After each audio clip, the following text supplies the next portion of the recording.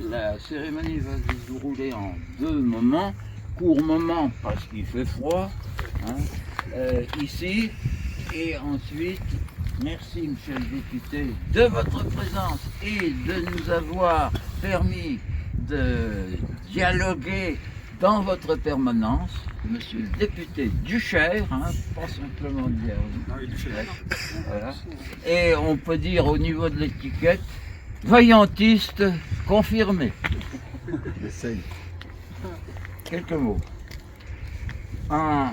Alors, cette année, le thème des amis de la commune, l'an dernier c'était la presse, cette année c'est l'éducation. Ça a été proposé par la coprésidente de Montargis. J'ai appuyé bien sûr, et en même temps j'ai appuyé le fait que sur la carte d'adhésion des amis nationaux de la commune de Paris, il y a également Jean Rama, qui a été un moment berruyer, et je vous en reparlerai tout à l'heure. Jean Rama, qui a été désigné par Édouard Vaillant pour faire partie de la commission éducation de la commune.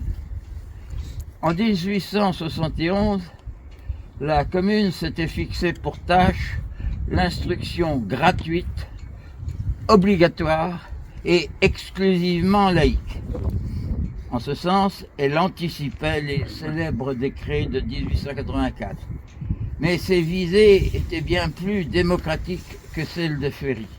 Pour les communards, il devait y avoir un lien étroit entre l'instruction et l'émancipation. On partait de très bas. En 1870, l'école n'était ni gratuite ni obligatoire. Le travail était encore autorisé pour les enfants de 8 ans. Et depuis la loi Fallou, l'Église avait la main mise sur l'école publique. Dans ces écoles, un tiers des enseignants étaient des religieux. Et là où les instituts étaient laïques, ils devaient assurer un enseignement religieux, poser les signes religieux sur les murs et respecter les programmes fixés par l'Église. Pour les communards, aller dans un tout autre sens était essentiel. Cependant, la guerre primait souvent. Ainsi, Jean-Baptiste Clément envoya-t-il le 18 mai aux directeurs et directrices d'école une circulaire annonçant que la guerre ne permettait pas d'aller aussi vite qu'on le souhaitait. Malgré ces difficultés, la commune sut prendre des mesures fondamentales. Le décret de la séparation de l'Église et de l'État ouvrit le champ à la laïcisation de toutes les écoles publiques. La gratuité et l'obligation pour les filles comme pour les garçons, furent aussi généralisées.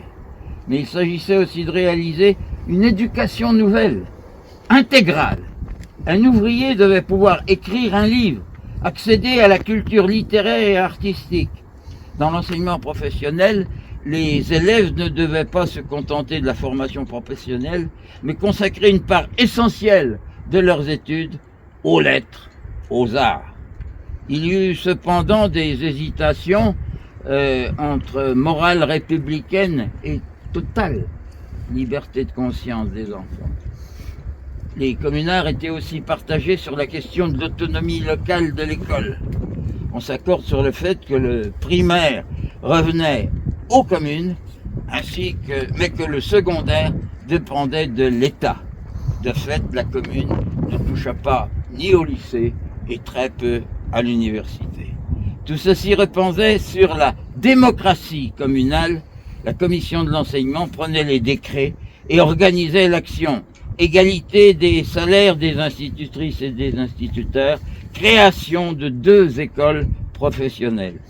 Il y avait aussi une participation considérable. Dans une floraison d'initiatives, non celle qui demandait une école pour les enfants d'ouvriers orphelins. La scolarité y durerait jusqu'à 21 ans et les élèves auraient à leur sortie le même statut que les polytechniciens. Notre école connaît une crise grave. En 2025, la situation est très différente de celle de 1871 où 1% d'une classe d'âge avait le baccalauréat.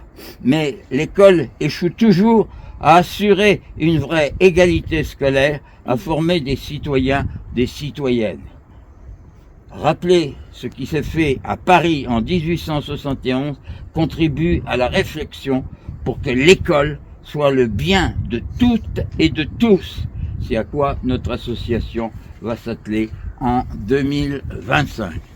Et puis, monsieur le professeur, vous allez dire quelques mots sur le cas spécifique d'Édouard Vaillant.